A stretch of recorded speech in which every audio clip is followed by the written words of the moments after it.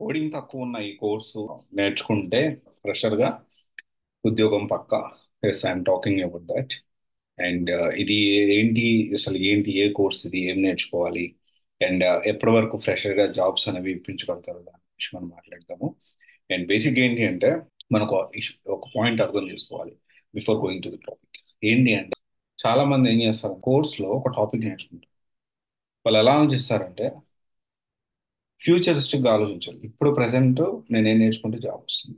At the same time మనం దీంతో పాటు అది వెరీ గుడ్ థింకింగ్. అది దాని ఖచ్చితంగా రాంగ్ కాదు. అట్ ద సేమ్ టైం మనం ఈ కోర్స్ నేర్చుకుని దానికి ప్యారలల్గా ఇంకొకటి, అంటే ఫ్యూచర్లో దీనికి రిలేటెడ్ నేర్చుకోవాల్సిన బేసిక్స్ కూడా మనము నేర్చుకోవాలి. ఇక్కడ మనం అర్థం చేసుకోవాల్సిన విషయం ఏంటి అంటే ఫ్రెషర్గా జాబ్ తెచ్చుకునేటప్పుడు మనం కమ్యూనికేషన్ మీద ఫోకస్ చేయాలి. And at the same time course మీద కూడా. కోర్సు ఎలా అంటే ప్రాసెస్ అంటే ప్రతి ఒక్కటి ఏదైనా కానీ ఒకటి నేర్చుకునేటప్పుడు ఒక ప్రాసెస్ అనేది ఉంటుంది. ఆ ప్రాసెస్ మనం అర్థం చేసుకోవాలి. అండ్ ఒక కాంబినేషన్లో ఆల్వేస్ కాంబినేషన్లో నేర్చుకోవాలి. కాంబినేషన్లో నేర్చుకుంటే ఏమవుతుందంటే ఒకటి కాకపోతే ఒకటి ఏదో ఒకటి మనకి యాడ్ అని త్వరగా ఉద్యోగం వచ్చేదానికి ఛాన్సెస్ అనేది ఉంటుంది. అయితే ఇక్కడ ఏంటి అంటే ఎస్క్యూఎల్ మీద ఫస్ట్ జాబ్ దానిపై ప్రాసెస్ గురించి మనం మాట్లాడుతున్నాము. కోడింగ్ తక్కువ ఉన్న కోర్స్ ఇది. ఉద్యోగం పక్కా, అంటే ఖచ్చితంగా ఉద్యోగం వచ్చేటందుకు సపోర్ట్ అయితే ఉంటుంది. అయితే దీనికి ముందు దీంతో పాటు పవర్ బిఐ మీద కూడా మనం కోర్స్ అనేది నేర్చుకోవాలి. కోర్స్ నేర్చుకున్న తర్వాత ఈ ఫస్ట్ జాబ్ దానిపై ప్రాసెస్లో ఇంటర్వ్యూ అంటే basic communication skills, eligibility check చేసి మనం పంపించడం అయితే జరుగుతుంది.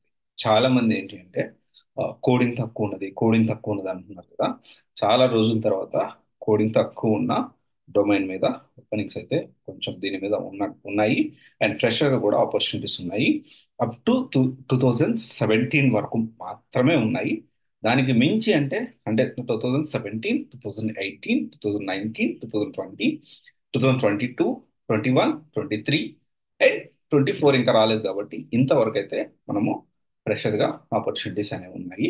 సో దీనికి ఏంటి అంటే బేసిక్ డీటెయిల్స్ ఏంటి అంటే మినిమం 60% ఉండాలి. అండ్ బేసిక్ కమ్యూనికేషన్ అనేది ఉండాలి. అండ్ ఫర్దర్గా ఎలిజిబిలిటీ క్రైటీరియా ఎలా ఏంటి ప్లానింగ్ అనేది డెఫినెట్లీ కౌన్సిలింగ్ అయితే అటెండ్ అవ్వాల్సి ఉంటుంది.